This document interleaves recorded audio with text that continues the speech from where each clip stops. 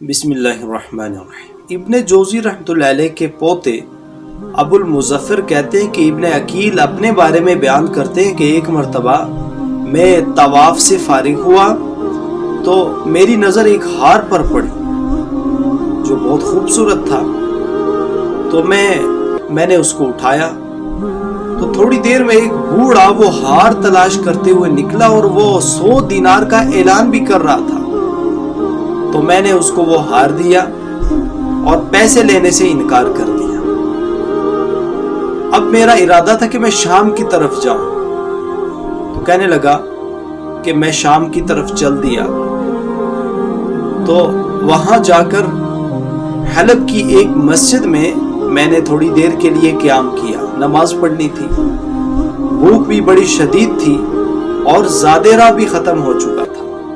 تو رمضان قریب تھا،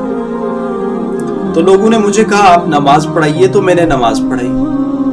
نماز کے بعد وہ کہنے لگے ہمارے امام صاحب کا انتقال ہو چکا، انہوں نے کہا کہ آپ ہمیں نمازیں پڑھائیے، تو میں نے حامی بھر دی۔ کچھ دن بعد انہوں نے کہا کہ ہمارے امام صاحب کی ایک جوان بیٹی ہے،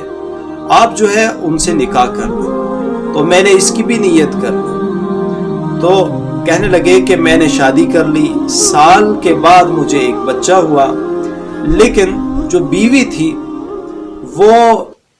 ولادت کی تکلیف برداشت نہ کر سکی اور موت کے قریب آ چکی۔ تو میں اسی سوچ میں بیٹھا تھا کہ اتنے میں اس کے گلے میں ایک ہار تھا، میری نظر اس پہ پڑی، تو میں نے اس سے کہا کہ یہ ہار تو فلاں نہیں ہے، میں نے طواف کے دوران مجھے ملا تھا۔ تو میری بیوی مجھے کہنے لگی خدا کی قسم آپ وہی شخص ہیں۔ تو اس نے سارا قصہ سنایا کہ جب یہ ہار گم ہوا تھا تو میرے والد صاحب رو رو کے اللہ سے دعائیں کر رہے تھے کہ اللہ تعالیٰ اس ہار لٹانے والے شخص کی طرح کا میری بیٹی کو خامد دے دے۔ اللہ تعالیٰ نے میرے والد صاحب کی عجیب طریقے سے دعا قبول فرمائی اور اس کے بعد وہ